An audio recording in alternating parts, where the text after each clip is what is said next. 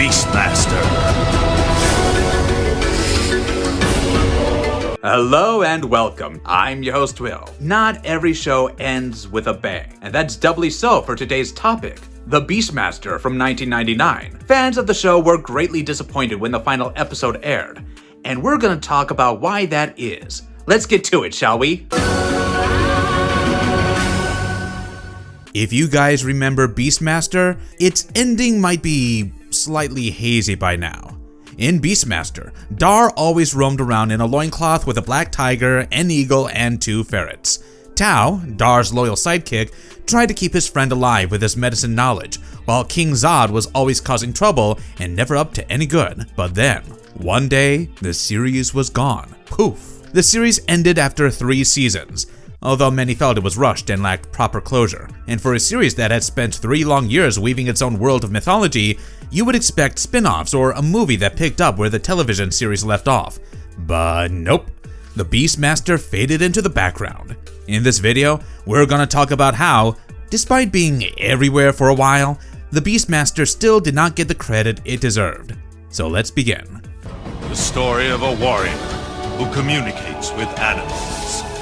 Before Dar, BeastMaster was originally sci-fi, not sword and sorcery. It might surprise you, but the BeastMaster didn't begin with loincloths, ancient temples, and a Conan-like barbarian hero wandering through the wilderness. The BeastMaster TV series came after Don Coscarelli's 1982 film with the same name. Coscarelli's film was in turn inspired by Andre Norton's 1959 novel, The BeastMaster. Interestingly, the novel had science fiction roots.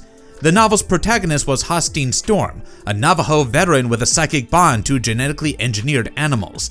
Coscarelli had read The BeastMaster years ago, but had no intention of adapting it exactly as written. He stayed away from the sci-fi future presented in the novel, which, I mean, is one way to approach an adaptation.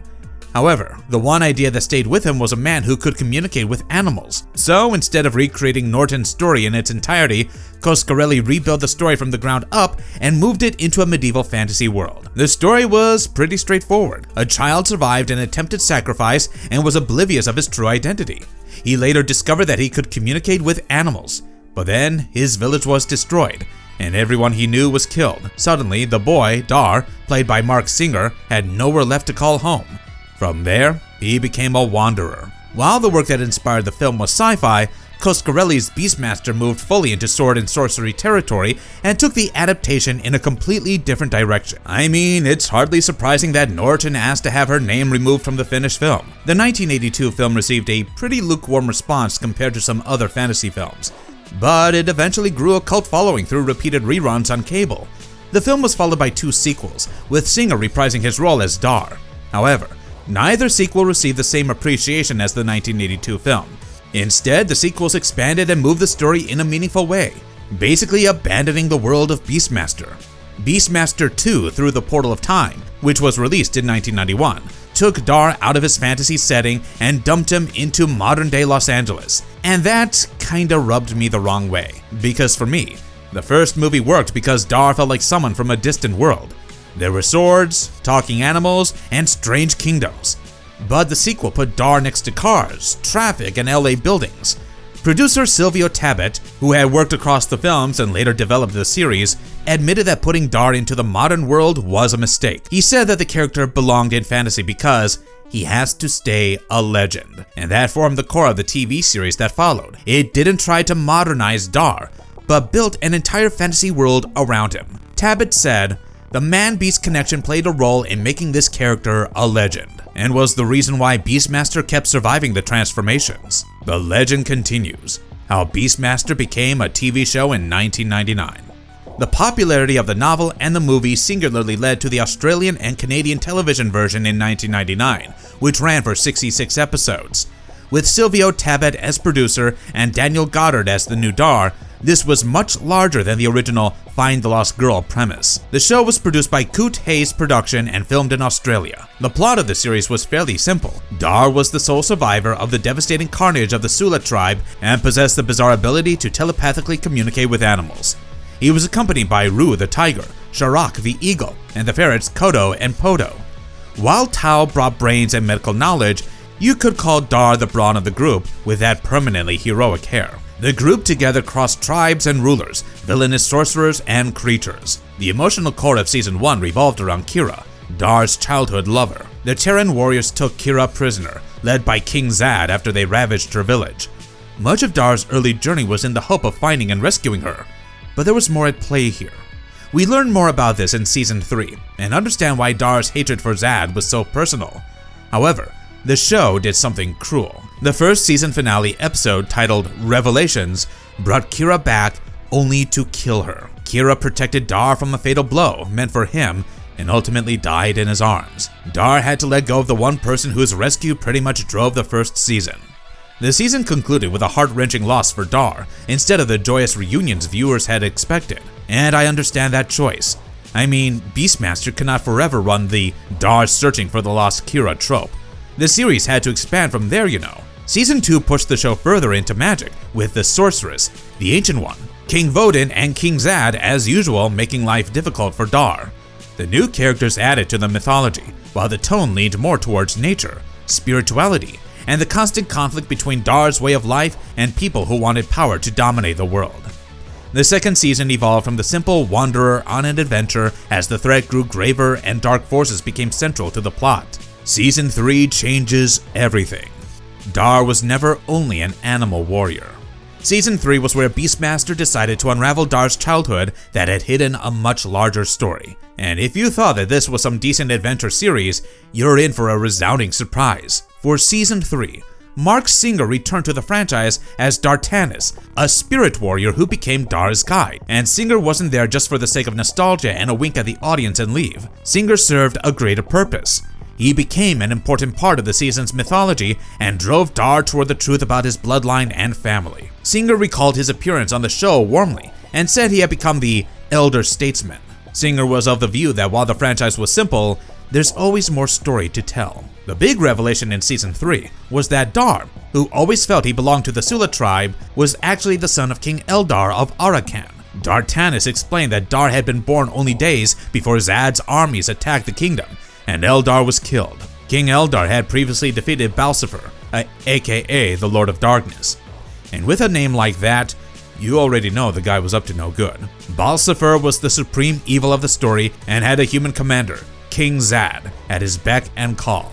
King Zad was the one who carried out the genocide on the Sula and Eldar tribes, which was led by Dar's own father, King Eldar.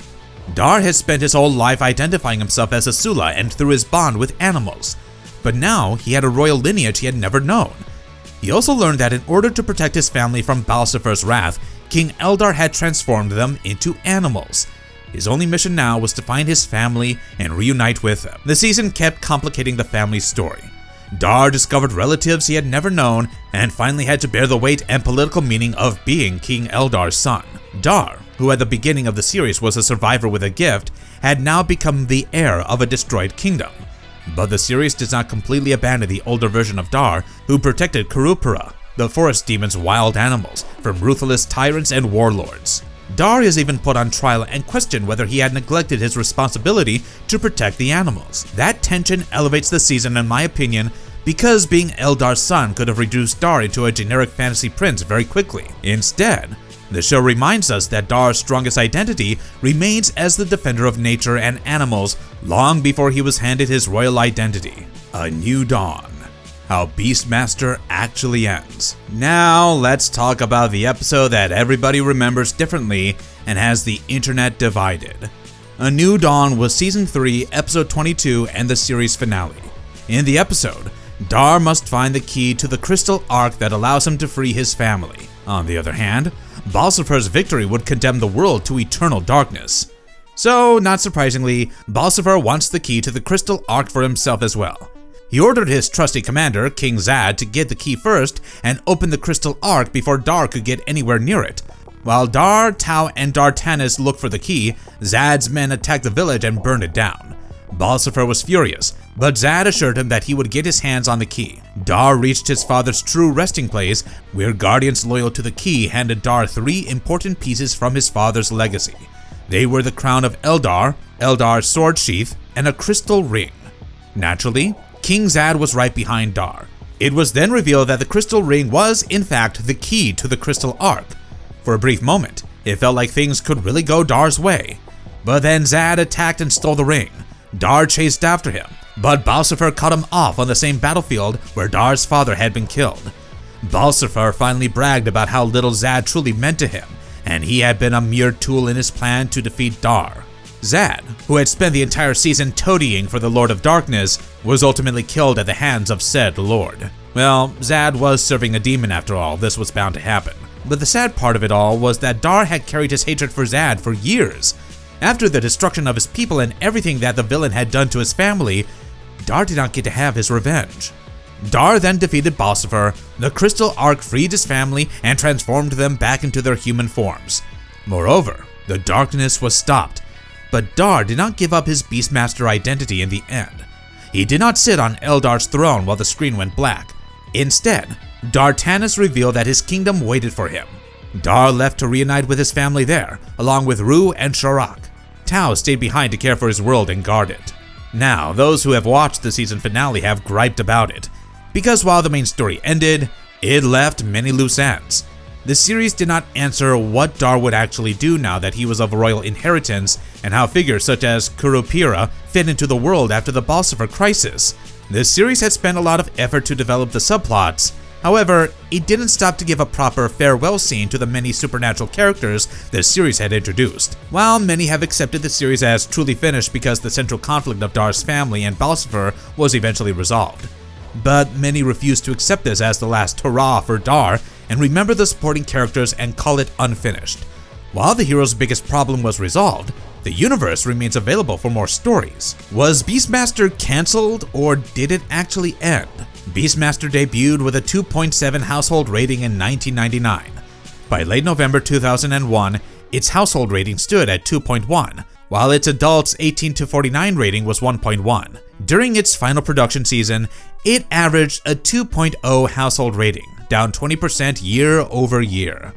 The series lost a large portion of its audience by the time season 3 was on air. Additionally, major broadcasters were hesitant to make major commitments and were reluctant to take chances. BeastMaster ended production after its third season in 2002. Contemporary trade reports did not describe it as an outright cancellation, but its end came as ratings declined and the market for first-run syndicated action dramas was shrinking. The series continued in reruns rather than receiving a fourth season. So, you see, nothing is dramatic here. There is no behind-the-scenes fallout or the network losing faith in the series. BeastMaster was an Australian, Canadian, and American co-production. Multiple companies and markets were involved, helping keep the production going. And 66 episodes and 3 seasons are no ordinary feat. But eventually, the series ran its course and the production partnerships came to an end as well. So there was never a season 4 that viewers were left waiting for. While there were no spin-offs, sequels, animated series, or even live-action film after the show ended, Dar's adventure did not end with the end of the series. In 2009, author Richard A. Knack and Silvio Tabet published BeastMaster: Myth. The 400-page fantasy novel was described as a continuation of the classic BeastMaster saga, and rightly so. The novel followed Dar through the mythical lands of Angkor, once again accompanied by a tiger, an eagle, and 2 ferrets, while threats from beyond the stars threaten his world. Tabet described the novel as another exploration of what BeastMaster actually meant for him. He connected its ideas to his encounters with yogis in India, and to a conflict where technology from the future threatened the natural world of the past. This is somewhat interesting because the novel takes the franchise back to Norton's futuristic setting and sounds more like the original sci-fi novel than the syndicated version of Swords and Sorcery. While you could call Tabet's 2009 novel a franchise continuation, the television finale remained the last chapter in the TV Beastman series. However, the rights to the story were altogether another story. While Coscarelli directed the first Beastman movie in 1982, he wasn't involved with the 2 sequels or the television series. However, in 2020, he announced that he had regained the rights to the original BeastMaster he had created and wanted to revive it. By 2021, Coscarelli said he was planning on proposing to companies and studios about a remake or reboot of the original film. And with that, he also revealed that he was making every effort to locate the missing original camera negative shot by cinematographer Don Alcott as part of plans to restore the '82 film. But, as of now, there is no news of any new BeastMaster movie or television series. Fans, meanwhile, have never really stopped hoping for one. While some want modern effects and a grander fantasy, others fear that CGI monsters and animals would turn the movie or series into another Conan remake. Whatever happened to the cast of BeastMaster? After the show, the cast scattered in different directions. Daniel Goddard moved away from fantasy to American daytime television. In 2007, he joined The Young and Restless as Kane Ashby and played the role until 2019. In 2025, he played the role of Professor Henry Dalton, an environmental physics professor in General Hospital. Jackson Rain, who played Tao, stayed connected to Australian screen work and worked in The Great Raid, Sea Patrol, Neighbours, and Harrow. Monica Schneer, who played the sorceress in the show, would eventually shift her career towards real estate in Ontario. Kurupira was Emily de Raven's first major role. She later appeared in the TV show Roswell as Tess Harding, then became Claire Littleton on Lost, and later Belle on ABC's fantasy adventure series Once Upon a Time. Natalie Mendoza as Kira pulled season 1's weight and went on to star as Juno in The Descent. She also starred in the BBC hit drama series Hotel Babylon. Natalie later played the role of Satine in Broadway's Moulin Rouge, the musical, in 2021. And the cast list would be incomplete if we didn't talk about Mark Singer. The man could really never break free from the BeastMaster association. And hey, I'm not complaining. Decades after giving the character its reputation, Singer remains a friend. He is the BeastMaster. My takeaway is that BeastMaster undoubtedly deserved a little more credit than being packed into the box as a forgotten fantasy. For sure, this wasn't a show that you would ponder over long after it ended or chew on its ideas. And if you go in expecting that, you'll be disappointed. I mean, this is a show where the hero talks to animals. But if you want to have a good time, and said time involves a handsome, robust guy in the jungle with a sword in his hand and animals by his side and a new adventure every week, then yeah, BeastMaster will work for you. The show is campy, except for a few heavy topics of genocide and loss that prevent the plot from becoming too sugary. But all in all, it's very lighthearted in its treatment. The scenery is gorgeous and really helps sell the fantasy world of Midlands. But more than anything, BeastMaster is that old school comfort TV that you can always come back to. Now, for fans of Norton's novel, the series takes liberties and lots of them, so tread carefully. And if you like the show, do check out Lost World. That's it from my side, guys. If you enjoyed this video, please like and subscribe to the channel, and I'll see you in the next one. Have a good one!